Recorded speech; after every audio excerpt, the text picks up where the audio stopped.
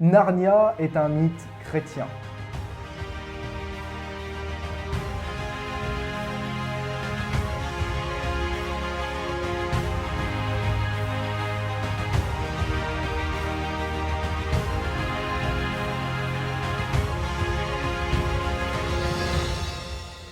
Philippe Maxence, dans son livre Le monde de Narnia décrypté, explique.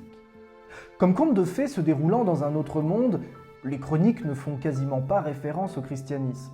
C'est pourquoi on peut les lire sans penser une seule fois au Christ.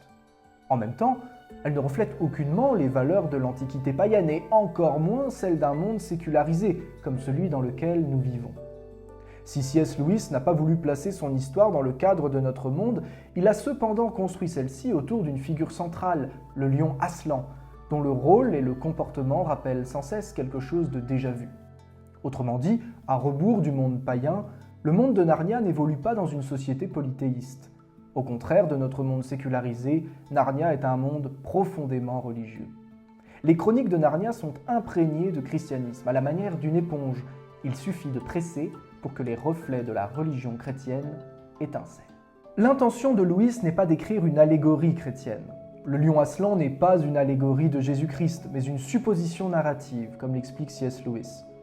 Il s'agit d'une invention apportant une réponse imaginaire à la question « À quoi le Christ pourrait-il ressembler s'il existait réellement un monde comme Narnia et s'il choisissait de s'y incarner, d'y mourir et d'y ressusciter comme il l'a réellement fait dans le nôtre ?»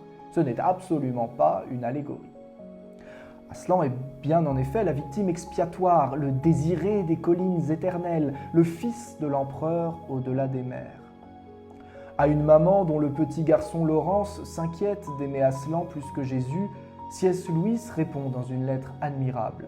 « Dites à Laurence de ma part et avec mon affection qu'il ne peut pas vraiment aimer Aslan plus que Jésus, même s'il a l'impression que c'est ce qu'il fait. Car les choses pour lesquelles il aime Aslan, pour ce qu'il fait ou dit, sont précisément les choses que Jésus a réellement faites et dites.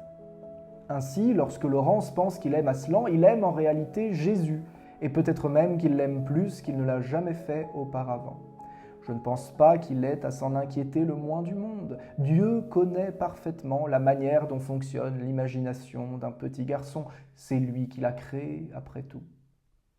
Lewis aussi connaît parfaitement la manière dont fonctionne l'imagination des enfants. Sa propre conversion s'est faite par le baptême de son imagination, comme il l'explique dans son autobiographie spirituelle, Surpris par la joie. Alors qu'il dévore Fantastes de George MacDonald, « Cette nuit-là, mon imagination fut en un certain sens baptisée. Le reste de ma personne, comme on peut s'y attendre, prit plus de temps. » Pour convertir le reste de sa personne, il fallut, quelques années plus tard, une promenade nocturne sur Addison's Walk à Oxford avec Tolkien et Dyson. Cette conversation fut décisive.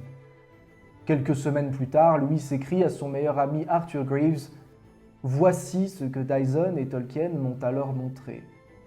Si je rencontrais l'idée du sacrifice dans une histoire païenne, cela ne me gênait absolument pas.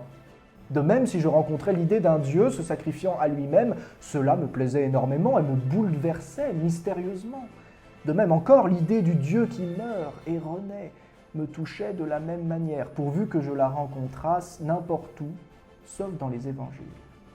La raison en était que dans les récits païens, j'étais disposé à ressentir le mythe comme profond et porteur de significations qui me dépassaient, même si je ne pouvais pas dire exactement ce que cela signifiait. Or, l'histoire du Christ est simplement un mythe vrai, un mythe qui agit sur nous de la même manière que les autres, mais avec cette différence immense qu'il est réellement advenu. Les Chroniques de Narnia sont un ensemble de 7 romans. Écrits entre 1950 et 1956, les livres ne furent pas écrits dans l'ordre chronologique de l'histoire. Aujourd'hui, cependant, ils sont édités suivant cette chronologie pour faciliter la lecture. Le neveu du magicien, le lion, la sorcière blanche et l'armoire magique, le cheval et son écuyer, le prince Caspian, l'odyssée du passeur d'aurore, le fauteuil d'argent et la dernière bataille. Dans cet ordre, la série démontre de remarquables réminiscences du schéma narratif biblique. Le neveu du magicien raconte la genèse de Narnia et l'introduction du mal en ce monde, ainsi que la promesse de sa rédemption. Le lion, la sorcière blanche et l'armoire magique est l'avènement de la bonne nouvelle de la rédemption de Narnia. On y trouve la passion et la mort d'Aslan pour le salut de Narnia.